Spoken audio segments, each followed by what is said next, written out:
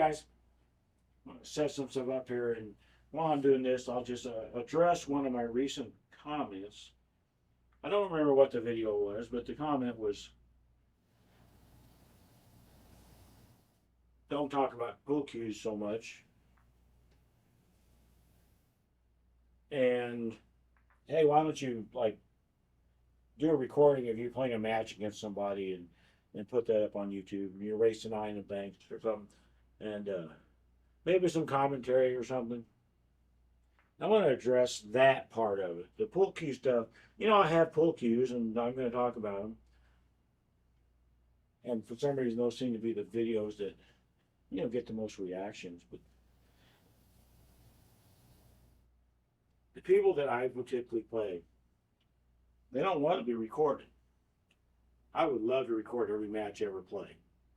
I think watching those, I can learn something probably every single time, either from watching myself shoot or from watching my opponent shoot stuff that I missed when it was the heat of the moment. I would love that. Anybody I've ever asked, hey, can we record this or whatever? No. And yeah, it's their decision to make. They don't care about the learning opportunities. What they care about more than anything else is their privacy. They don't want to be in a match, losing, winning, whatever, if there's money involved, on YouTube. They don't want it to happen. And also, people can get just a little bit nervous and not shoot their real game just knowing there's a camera pointed at them. I've been making videos of myself shooting for a long time, so I don't get that nervous just knowing there's a camera pointing at me. But even for me, it does still happen sometimes. If I miss too many shots, then I'm like, oh hell, this is a stupid video. I missed too many shots. I want to present realistic expectations. I want people to watch my videos and have realistic expectations. So I don't edit it down and get it to where I never miss a shot and I look awesome all the time. But I also don't want it to be shooting extra badly and have you guys just sit around just laughing. You can laugh, that's fine. So this thing I got off of Fedor Gorst YouTube. And I'm a big fan of Fedor Gorst. I'm old enough to be his grandfather, probably. But he's a very good shooter, and I'm a fan. I don't believe he made up this drill / exercise. I think he said somebody taught it to him a long time ago in Europe or something. In Fedor's version, he only had 8 balls lined up here. I have all 15 because I treat it as an exercise, not a drill. There's a difference to me, and I have talked about it before. And then the last ball, the cue ball in this case, in the middle of the table. I don't think he specified the middle of the table. That's just where it happened to go. But for me, it seemed like it might be easier to start out here, because then I can take care of like the 5. But so the gist is, I use any of these balls as a cue ball. Pocket the actual cue ball into one of those 2 corner pockets. Wherever this ball stops, it becomes the new object ball, and I pick a new cue ball, and just keep. And it'll become more clear if it's not already. And just keep doing that. If it's a drill, as soon as I screw up, I got to put all the balls back and start over. I don't count it as a drill. I do not play and shoot a lot of drills at all, and I don't shoot drills to basically like prove to myself how good I am. I shoot these things, which I typically call exercises, to learn what I need to work on. Maybe I think I'm, super good at shooting this 2, which is going to be a straight in shot, but maybe I'm really only 90%. And that would just tell me, hey Dave, you're not as good as you think you are. Is that a straight in shot? Yeah, the 15 is a straight in shot at it. If I miss, when I miss, I will miss shots. I can just put it back and shoot it again. It's not about completing this without missing to me. It's about just getting through it and learning things along the way. And the other thing is, as soon as I miss, obviously that's like a little, oh, that's a little disappointment. Oh, I suck, I missed. But I get to kind of set up the same shot again and shoot it again. Well, I make it then I get a little victory. And the little victories are important to me. I like to have a bunch of little victories than one long victory, like completing this without missing, that may take months to ever happen. The other thing in Fedor's version of this is he has a target zone where he wants whatever the acting cue ball is to stop. He wants it to stop in a 1 diamond wide range like this, in between here. For me, I think that's kind of like advanced class stuff. I don't think I'm ready to be doing that. So my target is 2 diamonds wide. It's between here and here. Seems pretty wide. There are side pockets in the way, which is kind of annoying. But that's my target. If I remember playing this and I fall asleep shooting it because it's too damn easy, then I can narrow down my target strip. But for now, it's going to be 2 diamonds wide. The other thing that Fedor will do, and like for the advanced versions, the Fedor level versions, is line up balls here. Instead of here, line them up here. At 1 diamond off this rim. If he's feeling like he particularly hates himself, I guess, he can back him up even more. Back him up another half diamond. Probably eventually he's going to have a version where he just lines up the balls, froze to the cushion, and he's jacking up and hitting spot shots. Wouldn't surprise me a bit. Young man is a good player. But for me, I'm just a normal person. I'm just going to shoot and try to talk a little bit about what I'm doing. Like it's good practice for me to try to talk and shoot at the same time. Having 15 balls out here is easier than only having 8. Because the very first part of this is I want to shoot as many stop shots as possible. Stop shots are going to be the easiest to make the ball and the easiest to keep the cue ball in this target zone. I do have to be a little bit careful with stop shots though. Say I shoot this 6 and stop it. Then I'm going to shoot probably the 10 at the 6 and stop it. And then shoot something at probably the 8 at the 10 and stop it. And eventually my cue ball, whatever's acting as my cue ball, is going to be backing up more and more towards this target line. Just out of bounds line. So having a select cut, I can start to correct that. If I have a shot like the 8, it's a slight cut. If I shoot the 8 into the cue ball, it's a slight cut to my right. The 8 is going to go this way because it's a cut. But it's also going to drift forward a little bit. And so if it's down here really close to this line, I can get it to start drifting forward like this. This should all become more clear if it's not already. Again, I'm going to screw this up. So y'all just go ahead and just laugh. I am going to screw this up. I am not going to get through all 15 of these without making a mistake. If I make a mistake, I'm going to set it up as well as I can again, the same shot, not the whole array, and just shoot it again. Shooting it to get that little victory. So this is my 6 ball, into the cue ball, just a stop shot.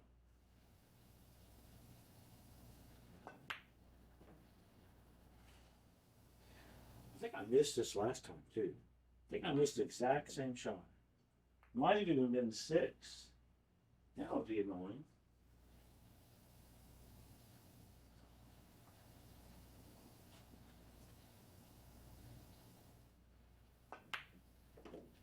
Okay, that was a very slight cut. That wasn't quite straight in. 15 is a straight in stop shot. I'll let 15 drift forward a little bit there. A little bit of like a stun run through. To keep it from backing up too much and getting too close to this target line. Very slight cut using this 9.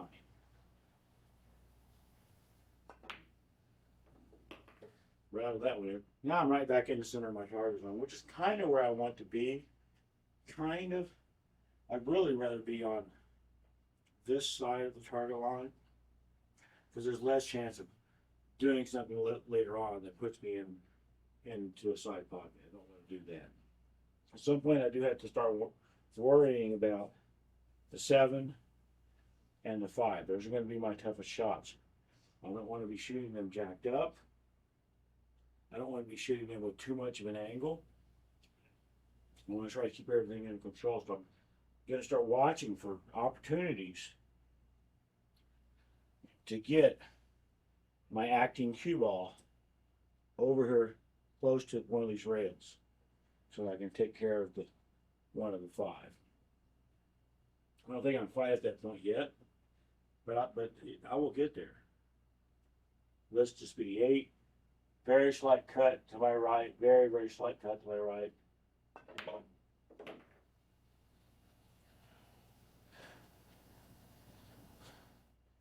All right, so I don't have any stop shots now. It's close to a stop shot on the 2, using the 2. And I drifted forward a little bit. I'm a little bit on your side of the center of my target zone. So I'm just going to just back it up just a touch. Just a touch. Very slight cut to my left.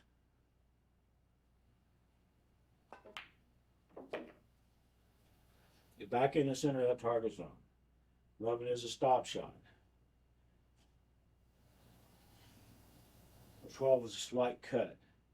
And I'm looking at the 12 thinking that I may want to shoot it because it may allow the 12 to come over here so I can take care of that 7.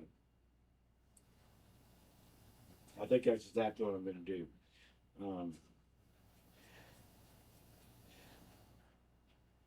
Now I'm going to shoot the 11 first. I'm going to shoot the 11 first.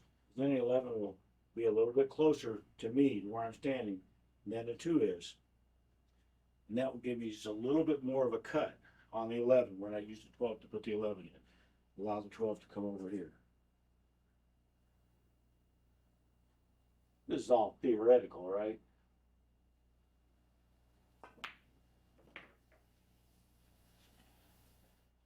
So a little bit more of a cut. I'm a little bit on my side of these side pockets, or of this side pocket, which is the danger right now. So I don't really have to worry so much about scratching. I know with like stop shot action, it's just going to come over here. It's not going to go forward unless I want it to go forward, and I don't. And I guess that's just experience. One thing I do have to watch out for, though, and this is on any cut shot that approaches a rail, is when the 12 cuts this 11 into that pocket, it's a cut to my right, the 12 is going to get a little bit of clockwise spin. If it still has that clockwise spin, and if it comes over here and hits this rail, it might push it down here and out of my target zone. So I either have to shoot it so I don't have any more clockwise spin when I hit this rail, or that I don't hit hard enough to hit this rail.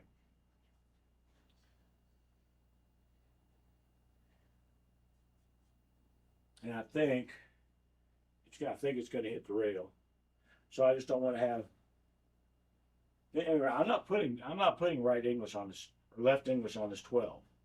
It's going to get left English just by rubbing against the 11. I can counteract that by putting left English on the 12. Then it's not going to get any more. But that also makes the 11 a harder shot. It's a hard enough shot anyway. I don't remember where the 11 was. Remember, this is an exercise. This is not a, oh, now you got to put all the balls back, Dave. Just say, okay, this is I mean, it's not a big cut, but it's more than a slight cut. And my bridging is just a little bit weird because of the rail. And of course, it's at a distance. But so there I want the cue ball, still in my target zone. I want to get rid of the 7.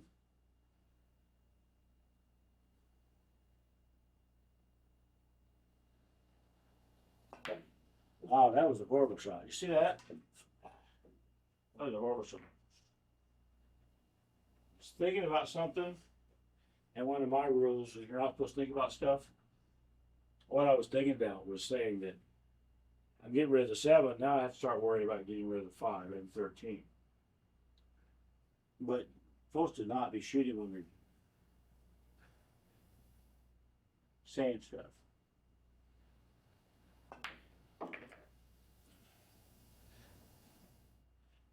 I don't mind leaving one ball over here, so I don't need to clear out the 4 and the 1 before I move back over to this part of the table.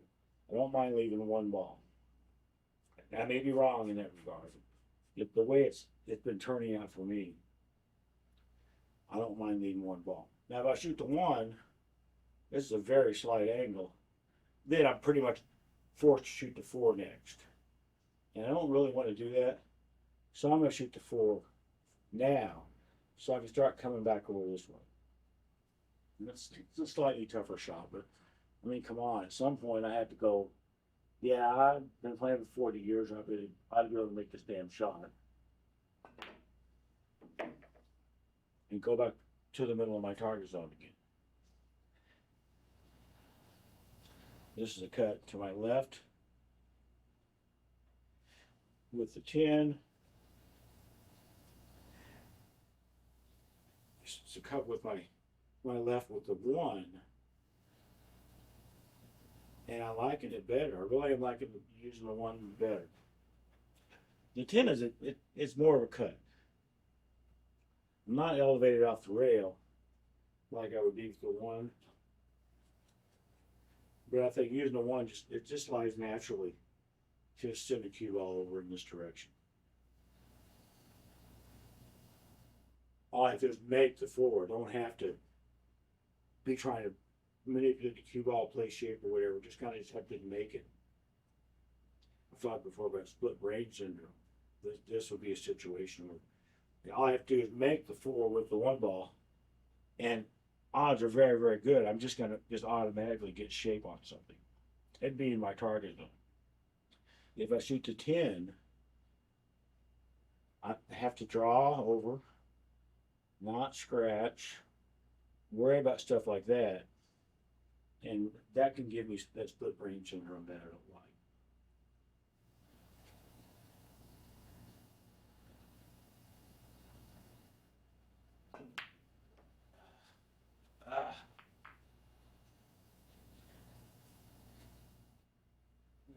Got to put that in exactly the same place. I hadn't come over nearly as far as I thought I might. And now I have that kind of same angle on using the 14 ball. Cue ball, or the 1 ball, is back at the rear end of my target zone. So I need the 14 to go forward of where the 1 is. And that shouldn't be that difficult. It's tack. You can hear tack. No. I usually like when I shoot this to have like the 5 or whatever this was over here as my last ball. In this case, I think it's going to be the 13 is my last ball. Just because it seems to like make more sense to have that last shot where they're both along the rail and you shoot it down there. So I'm going to use the 5 for the 14. And I just need to come out here, somewhere in here, for at least 2 balls in the same pocket. That's the plan. If it goes way too far up, I'll figure something out, or I won't.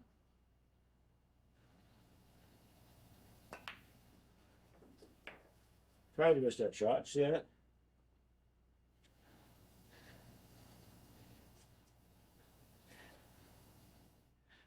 And I'm straddling the line. I'm straddling my target line, which I don't like at all.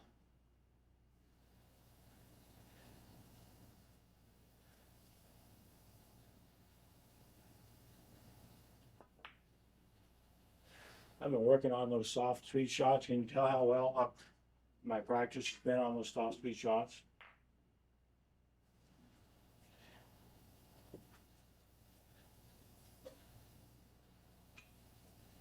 straddling that line, wasn't it?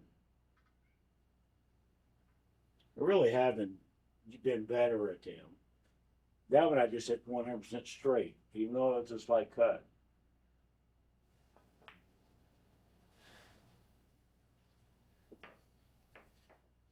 Now, as long as I can make the 5 and keep the 3 in my target zone, then the 13's right there. I'm not going to slam it really.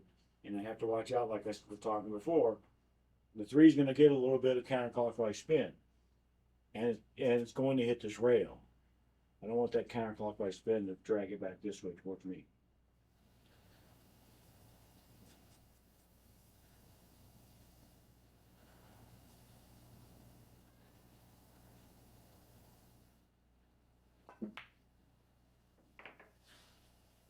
Yeah, and then I got a nice easy stop shot where my 13 will end up in my zone as well, in my target zone.